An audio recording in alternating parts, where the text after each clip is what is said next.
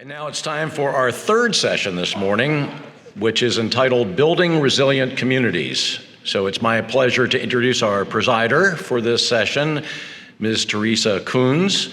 Teresa is the Chief Executive Officer for the Maryland Municipal League, which is the association of cities and towns that represent nearly 2 million Marylanders. Teresa, the podium's all yours. Let's give it up. Good morning.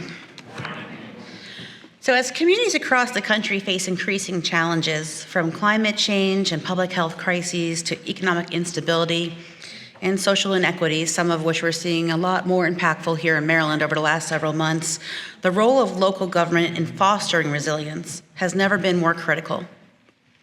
Resilience isn't just about responding to disasters. It's about preparing for the future, strengthening systems, sustainable and smart growth, and ensuring that all members of our communities, and especially our most vulnerable, can withstand, adapt to, and recover from disruptions. Local government sits at the front line of this work. We've heard from several speakers today who amplified that, and I really want to keep pushing that. You are the unsung heroes. Local government is the first to hear community concerns, usually when you're at the grocery store or trying to escape everybody. The first to respond in emergencies, and often the most trusted level of government when it comes to delivering impactful change. Whether it's investing in green infrastructure, supporting local business, building inclusive public health systems, or creating a space for civic engagement, municipal leaders have a unique and powerful role in shaping how resilience is built from the ground up. The partnership of our local government has with its county government as well as its state government is critical for all Marylanders to thrive. Today's panel will focus on building our resilient communities across Maryland, and I'm honored to introduce our speakers to you. Together, we'll cover policies, partnerships, and practical strategies that empower communities to thrive, not just survive in the face of adversity. We'll hear from each speaker and then take questions at the end, so please hold them until that time. Our first speaker is Assistant Secretary and Chief Resilience Officer for the Maryland Department of Emergency Management, Mike Hinson. Mike has an impressive background, which includes experience in multiple presidentially declared disasters and has specialized training in climate change, the incident command system, hazard mitigation, business, community, and public policy.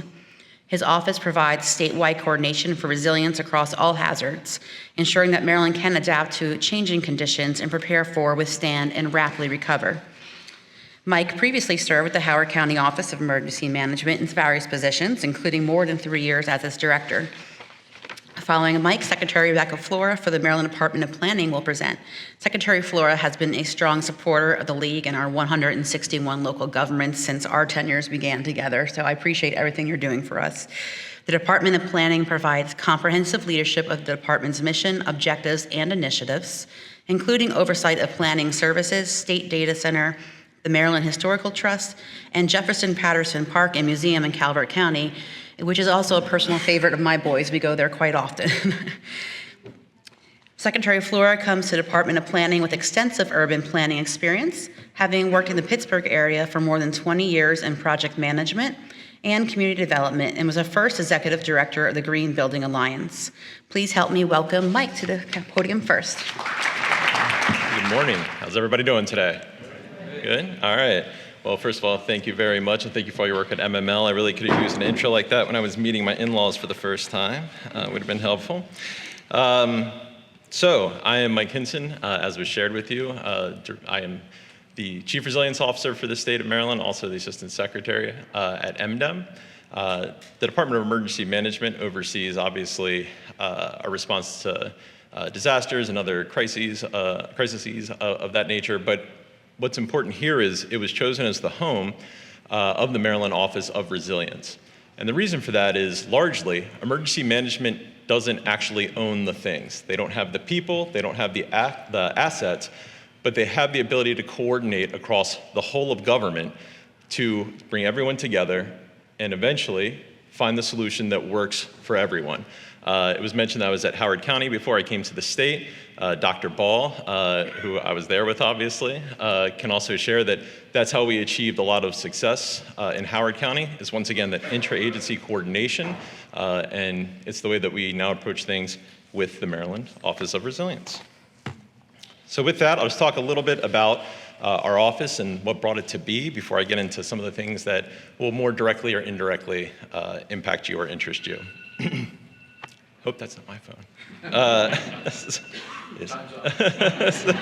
that was quick. Yeah, so the Maryland Office of Resilience was created by statute in 2022. As anyone who's been through this process of legislation knows, it takes a little bit longer than that to actually have something come to fruition. So that process of getting things funded took until 2023, and I was brought on board as the CRO at the very tail end of 2023. We were able to have the office fully staffed by mid-2024. In the fall of 2024, we also had an executive order for resilience, which clarified some of the language in the legislation and also expanded slightly the mission within the office. But there's some key takeaways here about what we were really trying to do in the Maryland Office of Resilience. The first thing is that we needed to plan and coordinate for the resilience across the state to the hazards that are mentioned in the statewide hazard mitigation plan. The second thing was to coordinate and create a statewide resilience strategy. And the third thing was to convene agency resilience liaisons to not only inform the strategy that we were creating, but also then to implement that strategy as we move forward. So before we could get into all that, we have to define resilience, because as many of you know, resilience can mean anything to anyone at any point in time, depending on what their context is. So for the state of Maryland, we reached out to dozens and dozens of partners. We surveyed them. We took that data and used that qualitative and quantitative data to come up with a definition that would allow us the range to really try to address all the issues that Maryland faces, while also giving us some guardrails so that we could focus in on that mission and be successful. This definition is here. I'll let you all read that. I won't read it to you, but if you want to see that or find out more information, this is my first shameless plug, you can find it and other great info at resilientmaryland.com. Excuse me. So what does this look like in practice? Well, first thing is going to be a whole of government approach, okay? Just to give a few examples, already in the office, while we're still going through the statewide resilience strategy planning process, we've already begun to see some of the benefits of working as a whole of government approach. First one being the MIRR, or Military Installation, at one point it meant resilience review, now it means readiness review. So that's one example of where our office, along with the Department of Commerce, our great friends at the Department of Commerce here in the state, and then also the DoD and local communities, are working together to have what will be the first, or one of the first, statewide military installation readiness reviews. So what that means for us here in the state of Maryland is these reviews look at what's outside the gates of these installations. Where can we make improvements in those communities to really build up those communities and make sure that we're having the kind of resilience that's necessary from an infrastructure perspective, from a community build-out perspective, from housing perspectives, from several different facets. How can we improve these communities outside the gates and therefore improve the resilience of what's going on inside the gates? Another great example would be the whole watershed fund, which some of you are probably well versed in and understand. Our office, along with several other state departments, were heavily involved in the process of actually going through and selecting 5 watersheds that will receive funding in the coming years to support projects. We're able to prioritize those projects, work with those leaders in the watersheds, once again, across various agencies, to address a very complex issue that can't just be solved in just one department. Next thing is the statewide strategy and policy setting. We'll get to more of that in a minute, so I won't belabor it here. We also wanted to look outside of FEMA. In the Maryland Department of Emergency Management, we obviously deal with FEMA quite a bit, and even before the federal picture changed recently, we knew that we were going to need to go outside of the walls of FEMA in order to find the solutions that we needed to from a technical perspective and also from a funding perspective. And so we've already begun that journey, and obviously there's been a lot of twists and turns recently, but we were already positioned to try and deal with those at the state, so that's a positive for us. And the last thing is talking about broad funding and finance landscape. We obviously are having issues with federal funds right now. We know that we are dealing with some challenges at the state. We know some of our locals are dealing with challenges. We can't just stop there about the money that's coming in the ways that we're used to. We need to look at public-private partnerships, we need to look at philanthropic dollars, and we need to look at new financial mechanisms, which I'll talk a little bit about here in a minute about what some of those may be as we move forward to try and actually achieve some of these goals. So just talk about the office's current initiatives. The first three here first two I've already kind of gotten into. Strategy we'll talk a little bit more about in a second. Cross-agency coordination I've mentioned, and then local government resources and assistance. One of the key takeaways from both the executive order and the legislation was to provide technical assistance to locals around resilience. And we do plan on doing that as soon as we get our own house in order at the state, which I'll get into in just a minute, but we plan to have some technical assistance assets out into the public in early 2026, in addition to the limited ones that we have currently. I do just want to take a second here to mention the Food Systems Resiliency Council. It's a 32-member council that exists at the state and was started as a response to COVID. We continue to have that council going because we realized that there were huge issues in food systems, not just in the state of Maryland, but nationwide. We saw that during COVID, and we're going to continue to see that as we move forward. It's a system that requires a lot of attention, and we know now with shifts in employment that we could see some of those same problems we saw in COVID around the food systems and people's access to food as we move forward. So the resilience strategy, I just want to establish a few baseline things about the resilience strategy. The first thing that we're trying to establish with that is to make sure that we have a shared picture of the hazards and stressors that are applicable for the state of Maryland. Hazards are very straightforward, right? Thing goes boom, and we have to deal with it. Stressors are where our office comes in a little bit more, which are existing conditions that can exacerbate problems when things go bad. Something that's not great on a blue sky day is going to be really bad on a gray sky day. And so we need to look at those systems and the complexities around them and try and solve them before we have a bigger issue on our hands. We also had to crosswalk plans. This will make you all feel good. The state of Maryland is wildly ahead of the game on resilience because we have so much going on. The problem is, or not problem, but the issue that needed to be addressed, I should say, was that we had it going on disparately. And we really needed to take a look and see how can we unify all these great efforts, not be redundant, and also not start at square one because we don't need to.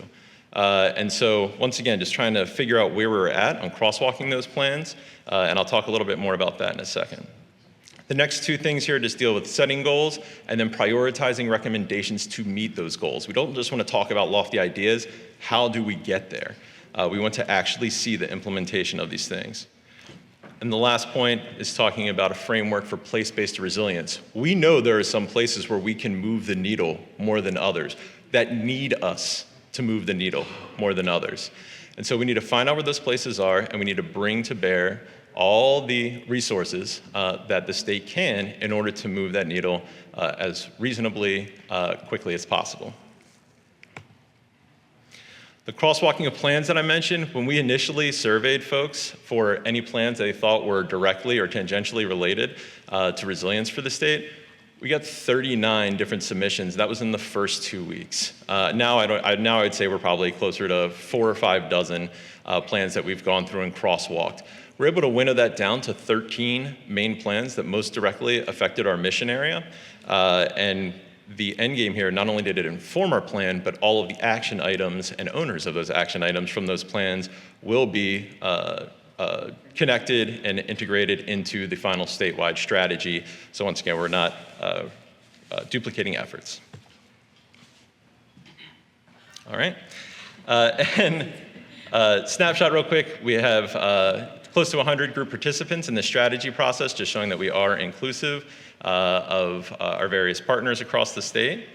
These are some listed here.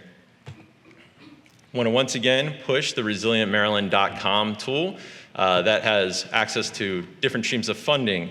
It also has different resilience planning tools, plans that are out there, contacts, and this is version 1.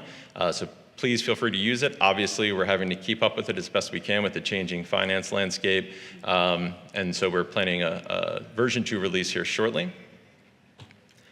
Another shameless plug, we have a monthly newsletter which includes all kinds of good work. We talked about amplifying the message of what we're doing. This is one of the ways that we're trying to do that, is amplifying what's happening in the resilience space across the state. So please sign up for the newsletter. You can find that once again at resilientmaryland.com.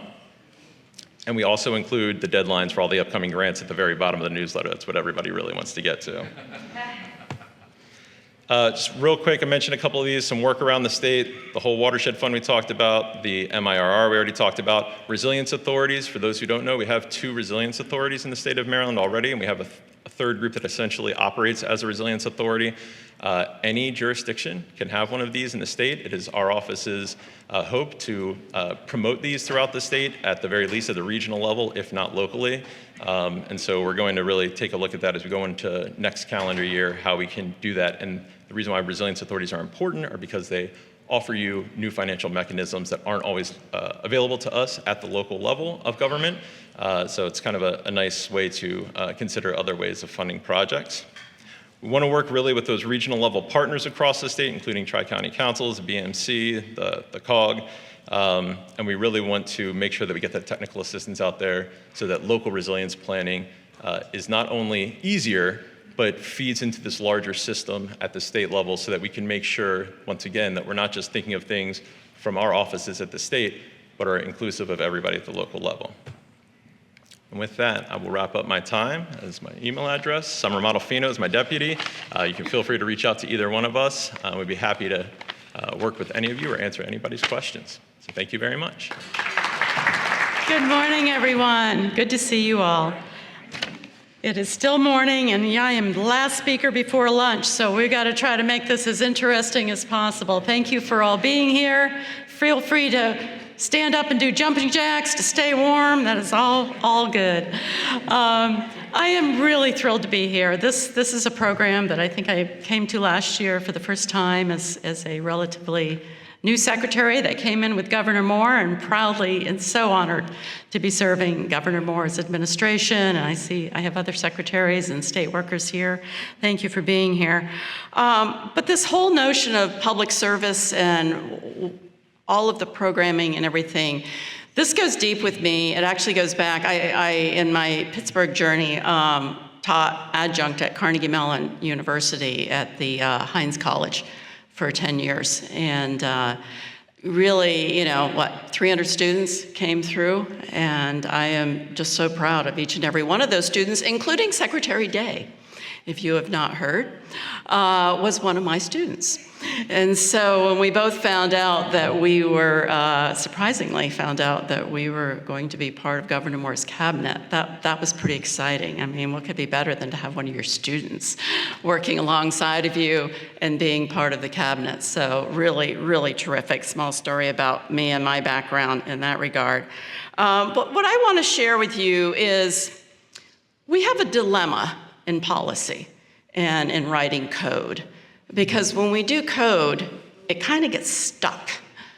And even when we do comprehensive plans and our whole paradigm, I'm going to challenge you all to the fact that it might not be working. Our fast-changing world, it's just changing faster than we keep up. And when we have codes that are stuck, and it takes such an effort to redo it all, we have to have an entire change in how we think about policy that allows for adaptability, that allows for changing economies, workforces, markets, impacts around us. And so this thing we hold on to so carefully in terms of policy, we have to ensure that it also has this framing and adaptability, and that's what I want to share with you a little bit about today.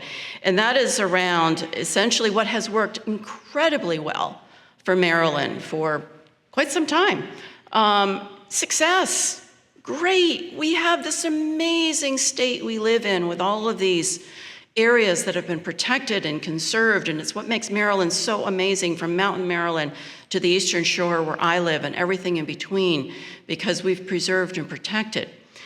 And that's been great, preserved. 1.8 million acres, wow. And we're still at it. But the thing is we have to start looking at not only where we are developing and growing, but how and for who, and how we really arrange this in a way that moves us away from something that gets a little scary when people hear the Secretary of Planning talking about Euclidean zoning as perhaps an old paradigm we need to move away from, because that's local, okay? I can't control local zoning. That's not what I'm here to do, but I am here as Secretary of Planning to advance best practice. And one of the things we're doing to help advance best practice is to help people really think about, whether you call it resilient communities, I think of as thriving communities. How do we help communities thrive? That's what we want. We want healthy, thriving places to live. And the workers of tomorrow versus the workers of yesterday want different things. They don't want to be burdened with an acre of grass to mow, okay? They want to interact, because a lot of times we are working remotely. We don't need that isolation. We need a place where we can walk out and interact with people. And it's almost like an approach that existed 100 years ago, and thinking about how we recreate that. And so I like to think of evolving from smart growth to sustainable growth. As the governor has said repeatedly, we have to grow the economy. That does not have to be scary for communities. That can be something people can embrace if we have the right framework for it.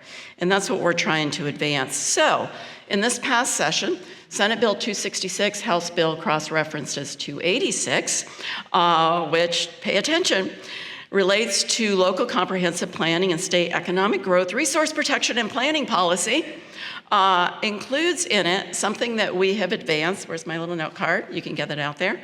Planning principles.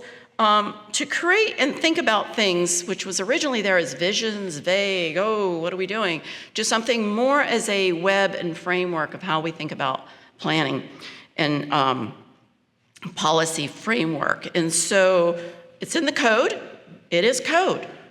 But it's written differently as 8 principles and intent statements. Take it from there, locals. Because how you frame that at the local level should have adaptability. This will get integrated into future comprehensive plans. And I want to just introduce you to those today before Teresa shows me the card and I run out of time. So there's 8 principles. Pick up the card outside. Maggie Courier is here. Wave your hand, Maggie, who is helping to implement all of these, and we're putting together an implementation guide. But what's important as we think about thriving communities in these 8 specific areas that we have focused in on have to all interconnect. You can't have a growing economy if nobody can get to the job. You can't have healthy, lovable places if we don't treasure some of what's really makes us unique and interesting. We still have to absolutely not only protect, but regenerate our ecology. And I'm just going to share a few of these with you. So right now, the only thing in code is what you see across the top. The things over on the side, we are framing right now an implementation guide that will be where we are adaptive. We didn't want to write it all into code. We want to be able to be adapted through the implementation guide that will basically have updates likely every 1 or 2 years as we learn from what's going on in the ground. So land, about productivity of not only our working landscapes, but also still ensuring that we are focusing around population centers and not building more and more expanded infrastructure, but take care of what we have and focus on those population centers. Transportation is about networks. I don't know about any of you, but I've been cycling and walking and just ended up on a dead end of where do I go now? How do I get across 4 lanes of traffic? How do we create these networks so they're interconnected and so the workforce of the future doesn't have to be dependent on a single occupancy vehicle? And that's not just urban areas, that can be rural areas also, as bike systems and other things are expanding. It really is relevant anywhere in Maryland, or microtransit, or last and first mile. How are we building all those in, but connecting to all of that? Housing, we all know we're in a housing crisis right now, but why? Part of it's because, I'm sorry, but we need to essentially, yes, densify. It's not necessarily a bad thing. It can be done if it's context appropriate. And how we think about quality of housing types and mixes of housing types and affordability options for a whole scale of someone coming out of college to the empty nester to the young family. It's all about allowing for people to live in a variety of different ways and having those options available to them. Intergenerational housing, all of those things. Daycare, hey, guess what? Those retired empty nesters, they would love to be able to have some kids to interact with. Lots of ways we can look at these things as an integrated model. Economy. What I've been learning in some zoning codes is that they don't allow for adaptive reuse because they haven't even thought about uses that we don't even know are going to be coming 2 years from now. We don't know what they are. But we have to be able to adapt not only our buildings and our spaces, but allow for more mixed use. Equity. Clearly, this has not been paid enough attention to. And when we look at it in the planning world, I would just challenge everyone out there to really think about how do we ensure that underserved population voices are heard? Those folks working the 2 jobs, those folks that sometimes can't make it to a meeting or have to have daycare. All of that voice of the community isn't necessarily at the table, so guess what voices are at the table often? The loudest, strongest ones that are available. And that's our challenge as planners at the state and local level, to ensure all those voices are being represented, and be creative, use different methods, use a variety of ways to get to people. And that's all part of the challenge we have in front of us. Resilience, absolutely. But it is more than natural disaster. And Mike and I totally agree on this. You know, those communities that are most a community that have social systems are the ones that are most prepared to be able to bounce forward and get through anything, and have those systems in place. And so how we think about natural and human-caused shocks to the system are how we have to really be helping communities prepare and move forward. Place, this is where we really get into how do we allow for the space for interaction, because in this AI world and in this remote work world, people need social interaction, and we have to create space for that in how we plan and design and work around people. And it shouldn't be, oh, I don't want all those people here. Oh, they're gonna gather, they're gonna tromp the grass down. Like, no, this is great. This is where people learn and get together and involved. Ecology, of course, this is our 8th principle. I'm really just giving you enough to, I hope, get you interested that this framework is something you can kind of plug into anywhere for wherever you're at the local level, working with our state agencies across the board to figure out how can we align better around these topics so it's not so confusing. If anything, I'm trying to create more clarity because there's so many different things out there. Which one do I grab onto?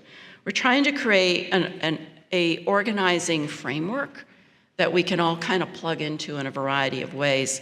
So next steps, I introduced Maggie over here. She's going to be around, happy to talk with you. But we updated, passed the legislation. We're in the process of building an implementation guide that'll be a guidance online document for people to pick up and use and basically figure out how do I plug into this so we can create a more aligned system across the state of Maryland, both within agencies, local level, nonprofits, anywhere. It could be really picked up and used. I was looking at the grand challenges and I'm like, yep, we got this. It's all in there. But we really want to also create this network of people across the state that are really thinking about how do we grow sustainably? How does that create thriving communities? How do we think about growth in a different way? And then finally, we have some amazing examples across the state. We just did our Sustainable Growth Awards for this year. And the one I really want to point to is Retool Gaithersburg, who updated their zoning code to make it more adaptive, to really look at how do we think about the future in our communities in a different way so we can be adaptive and take on the changes that are in front of us, whether it be layoff of federal workers, whether it be, forest fires, floods, or coastal zoning, or saltwater intrusion, whether it be economic other disruptors like another COVID, which will happen. It's going to happen. So how do we prepare for these types of things out there and really looking to our own state? Because I know I used to do a lot in the green building world, and if you said, oh, they do that in California, like, forget it, nobody would believe you. You got to look at what's going on locally and really be excited about that. And so I just want to, raise up those awardees we had this year and interest you in nominating someone for next year. Those nominations will be going out in a couple of months. You'll hear about them at both MML and MACO. And that's it for me. So we're here. Teresa, we have a little time for questions, I think, right? Okay, great. Thank you.